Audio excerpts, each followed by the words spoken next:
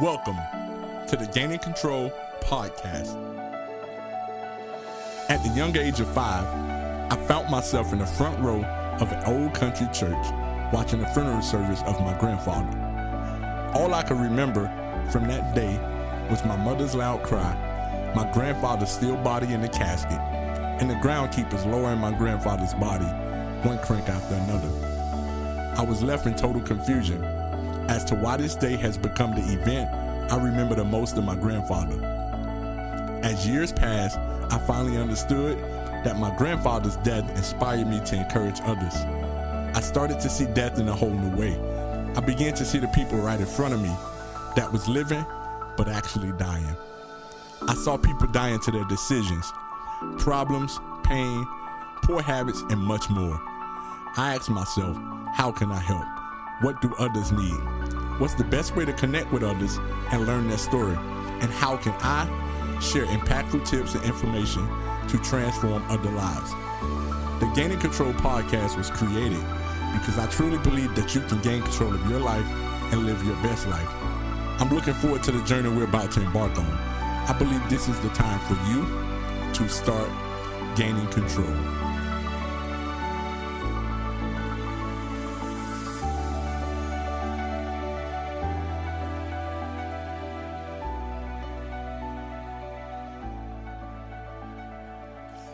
What's up, everybody? Welcome back to the Gaining Control podcast. I'm your host, Travis Corley. I'm the host and the creator of the Gaining Control podcast, and I'm so grateful to be back after a hiatus of the last couple months. Forgive me if you miss me, but I needed that break away from podcasting. I needed that break away from content created, and I'm back where I need to be at. Not only I'm inspirational as always, but I'm energetic to be what it is that I know I need to be for people and why I came up with the content idea of gaining control and what gaining control means. And so before I jump into today's content, I do want to explain for those of you that are new, that's going to catch the podcast at this time of me creating content, is Gaining Control podcast is simply about helping you gain control of your life. But to be more specific, it's about really diving deeper into different categories that we kind of we don't go too deep in. We kind of are cliche with the way how we talk about things. But the Gaining Control podcast was simply created because I just felt as if that a lot of people struggle to really gain control of their life and what it means to actually take the steps to gain control.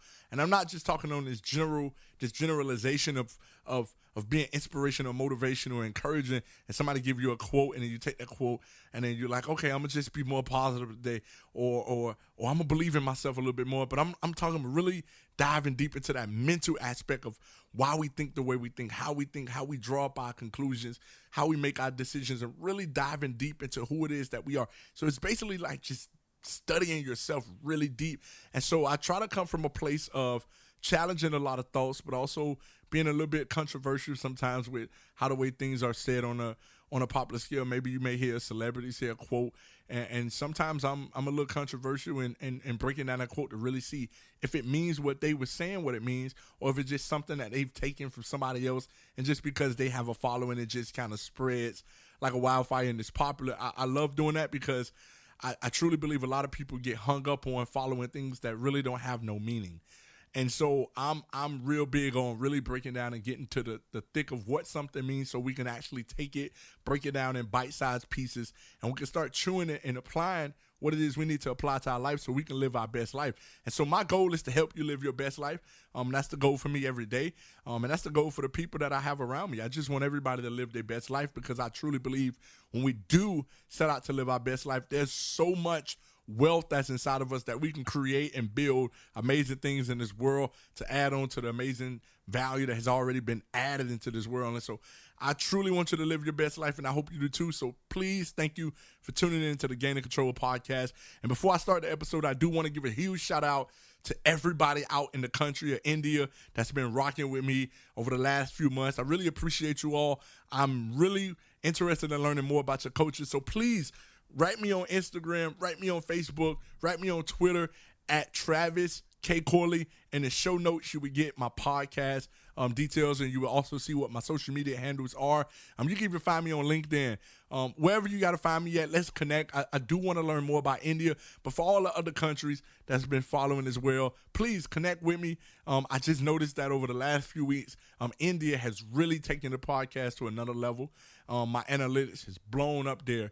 And so I just wanted to give a huge shout out to India, and I appreciate everybody that's been tuning in. And so I'm glad that I'm able to bring some value and help you become the best version of yourself. So after a long wait, I'm not putting out a podcast episode. What is it that I'm going to talk about? And I very much want to talk about simply that sometimes in life, it's okay to admit when you're not your best. And so I just wanted to be brutally honest. And I want to talk from the standpoint of, what do you do when you're not your best? Do you fake it till you make it? Because that's a popular line of popular phrase that is said. Do you admit the truth and you tell the very people that's closest to you that you're not your best and that you don't have it in you today? Do you go and ask for help and knowing that you need it? Do you really humble yourself to go ask for help? Or is it that you just sit down and you run away from everything? You just kind of take a break. What is it that we do? Because for different people, that pressure is different. When I'm a parent as well, I have a 2-year-old daughter by the name of Tiana, and there's days that my wife and myself are both tired, but we cannot make an excuse to be parents.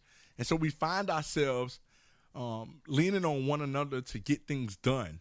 And sometimes we extend our nights to be later than what they ever was because we have work to do and we're accountable for so many different things that we have to give up. We have to burn the midnight oil to get those things done. And so with our child, she don't understand that daddy and mommy is tired. She just knows what she needs, and she's coming to us for it because she knows we're her parents. And so we can't just quit or give up being a parent because we have the responsibility of her.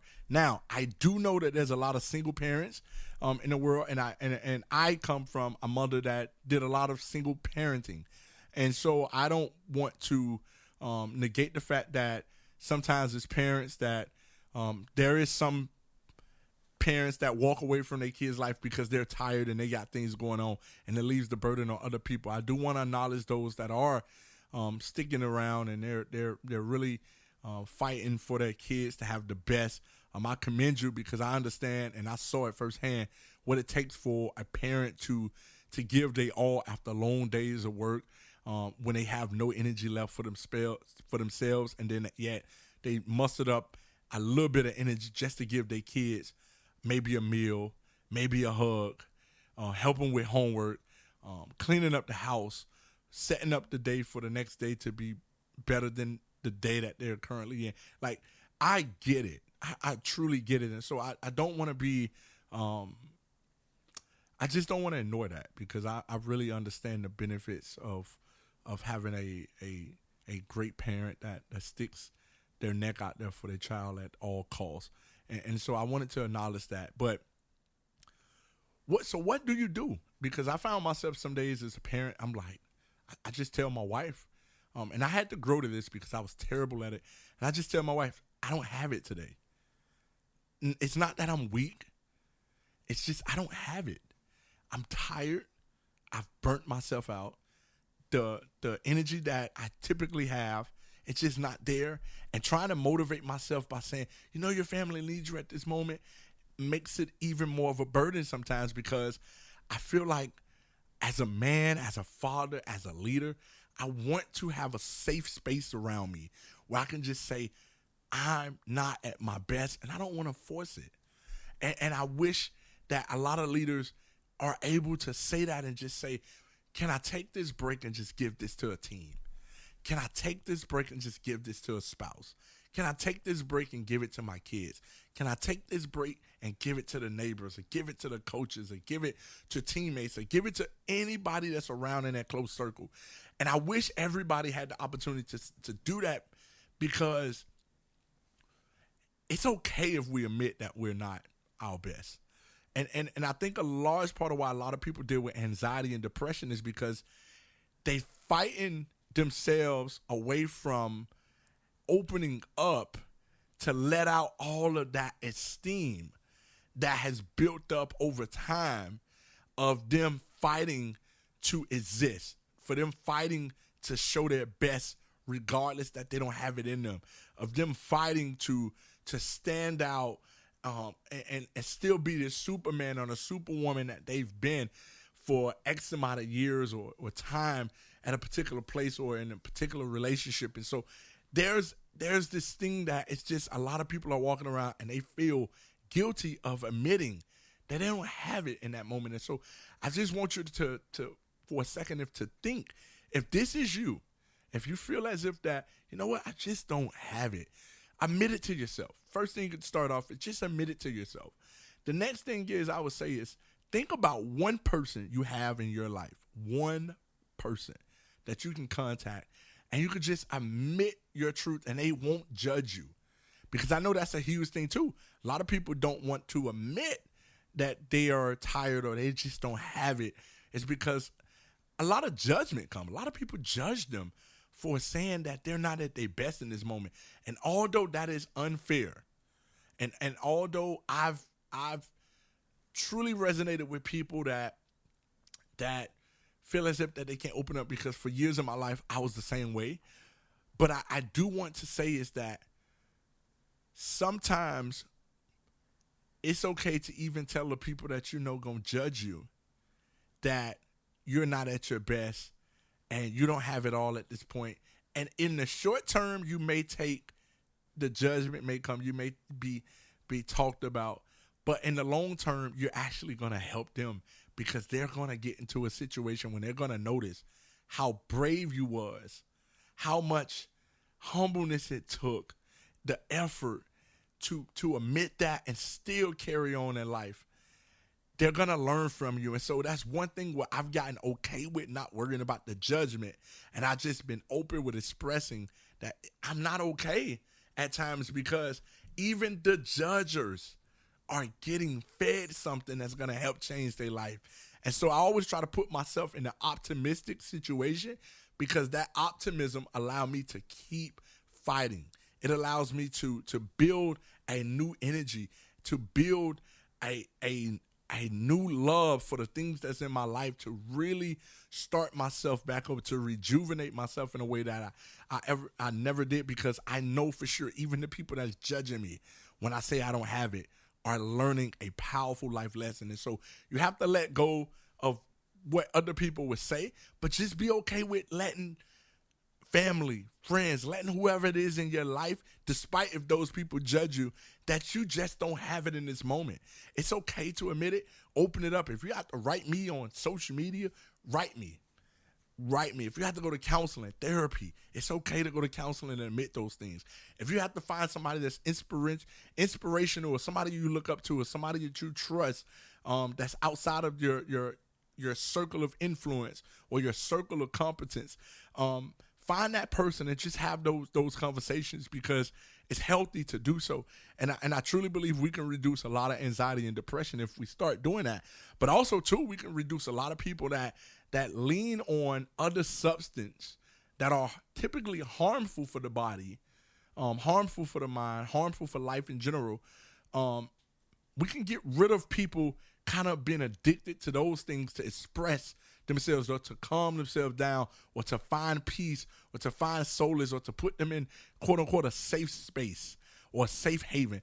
We can reduce how people go about their life in those moments. So I truly believe we need to open up and just be honest. And so I want to move on, and I want to say that another thing that I've come to understand, that it's okay to take breaks from the very things that you love.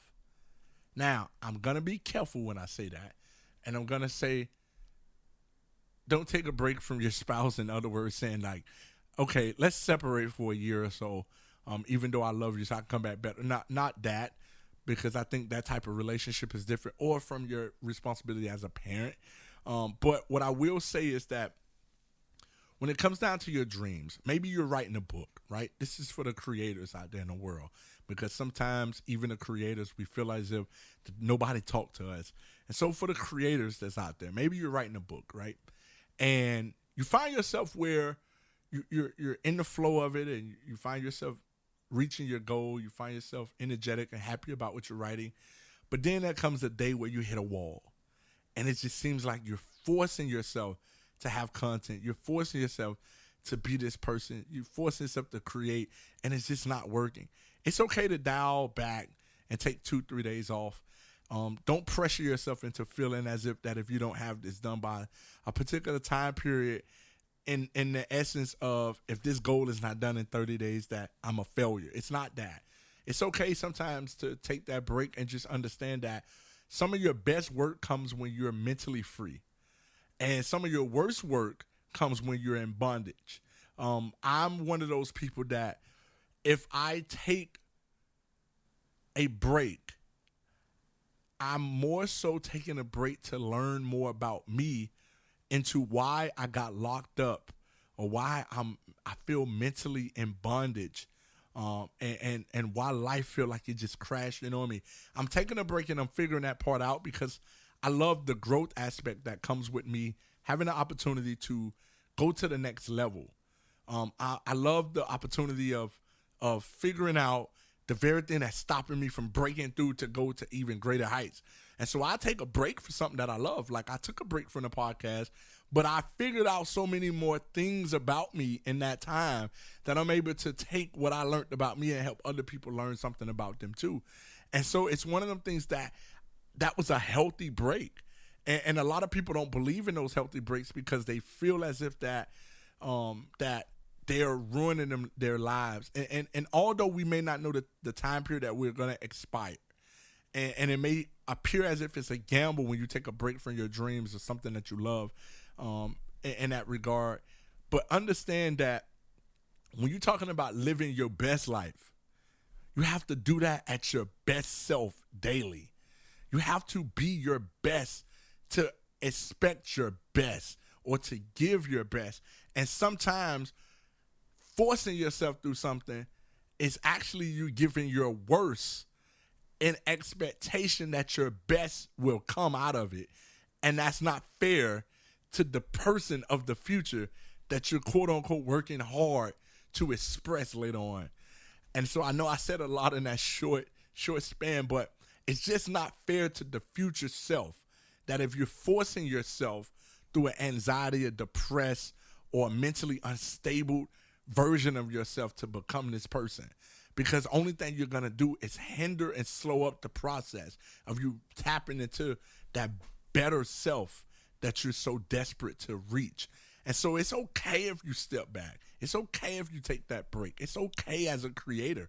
Do not feel hindered, because without those breaks, you're going to find yourself probably regurgitating some things, but you also go find yourself so bottled up that poor habits start to become your reality. And while I'm there, I want to say this, because in this process, when I took this break, I lost about 25 pounds. Now, I've always been a skinny person.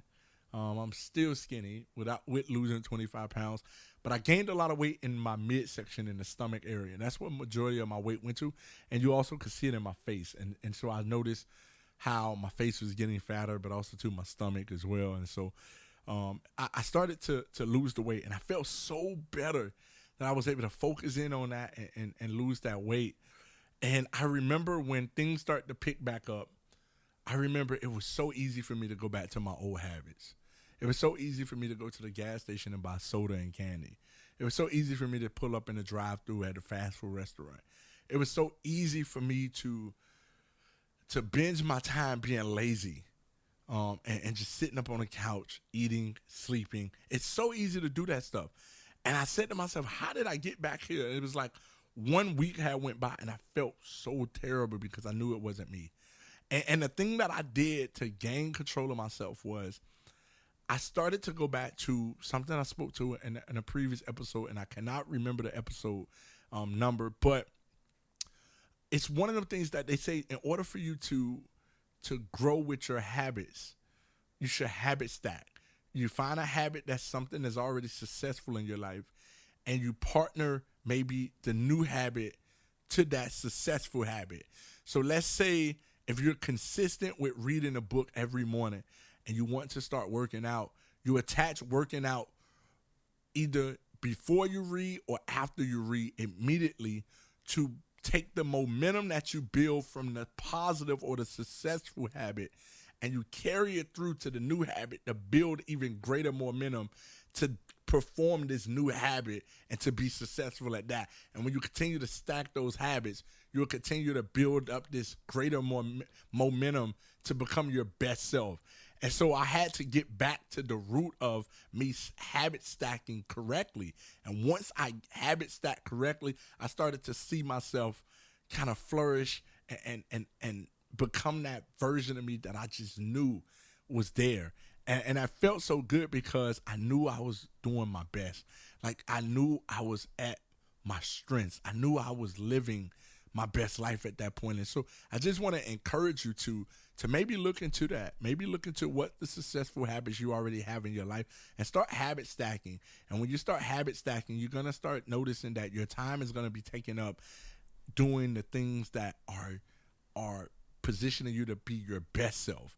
And so if you can take up your 18 of awake hours or 16 of awake hours daily with habit stacking that produces you with the fruit of your very best self, I'm telling you, life is going to be totally different for you, but it's going to be something that you overly start to enjoy again, and you're going to see yourself having a bliss that you never had before. So I encourage you to do that. And so before I end this episode, the last thing I want to say is, and I mean this with all my heart because I truly just want people to be their best self, but do not be afraid to step away from the people that don't align with the version of yourself you desire to become. I struggle with separating myself. I've had plenty of phone calls with some friends that struggled with separating themselves. I've had conversations with business partners and different people that struggle to separate themselves from people that are holding them back. But also, too, if these people do not fit your future, why are you giving them your now? Because every day you give them your now, you're just chipping away at time in your future. And so it's one of those things that you have to make the bold, hard step now and get rid of those relationships, because it will cost you your future. It will cost you your best self. It can push you to be even deeper in those poor habits. It can push you to have even more excruciating anxiety and depression. It can keep you back from living your best life, and you don't want this to stop you from living your best life. So you have to push people away. And we're in the season right now. If the pandemic taught you anything, social distancing isn't as bad as people made it. Social distance helped a lot of people overcome a lot of things because they didn't have people in their face as they did before. They was able to actually clearly think for themselves for the first time in their lives. And so for a lot of people, the pandemic taught us how to social cleanse. It taught us how to mental cleanse. It taught us how to prioritize ourselves. It taught us how to find what's important and what's valuable to us. And so those things are great when you're talking about living your best life. And so I just wanted to end this episode by reminding you that it's okay that you push away people. And sometimes you push them away for a season of 2 weeks, sometimes a season of a few months, sometimes a season of a few years. And there are some people you push away forever. It is okay to do that. Do not feel bad. This is about you becoming the best version of yourself. This is about you living your best life. I encourage you to do it because you only get one life. You don't get a second chance at becoming the best version of yourself when your life is over. It is now that you start making those decisions. It is now that you start moving forward. It is now that you start doing the things that you know you need to be doing to be the best version of yourself. There's greatness within you, but you have to believe it. And so if you don't believe it, nobody else is going to believe it for you. And so I just wanted to end there, and I just wanted to give you that because I've been there. I understand it, and I try my best to give you what it is that I've been through because I understand how to overcome some things. I'm not perfect, and I'm still growing, but I understand what it meant for those things that I just talked about today in this episode. And so lastly, like I said, if you want to connect with me in the show notes, I will have my social media handles as well. I'm truly grateful to be back. I'm truly happy to be able to encourage you. I'm truly happy to be able to help so many people. And I'm just blessed to be in a position that I'm able to give a podcast. Shout out to Studio 21 engineer Taylor Moore, who does an amazing job on this podcast. If you do need some podcasting advice, I will also put in my show notes Studio 21's email address that you can reach out to the engineer Taylor about podcasting as well. I truly appreciate everybody. And like how I ended my episodes before, I'm going to end it differently today just because I'm getting back in that rhythm. And I do want to come up with another catchy little slogan that I can have at the end. But I just want to say that it's okay to get rid of some things in your life. Do not feel bad. This is about living your best life. And so that's where we're going at into this next season of podcasting is we're going to focus in more in depth about practical ways to live your best life. So I want to dive deeper in some content, and I also want to bring back some of the Christian values I have and some of the content that I have as well, because I truly think that will help a lot of people as well. And so once again, thank you. I hope all is well.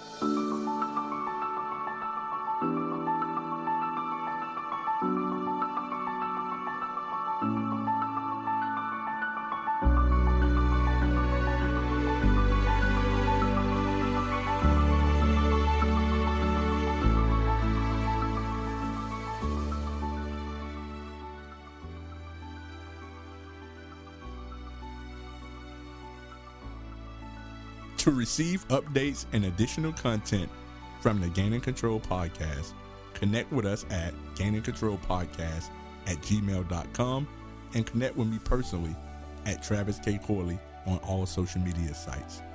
Lastly, we want to hear from you. Share with us your personal story. Please email us at gainandcontrolstories@gmail.com.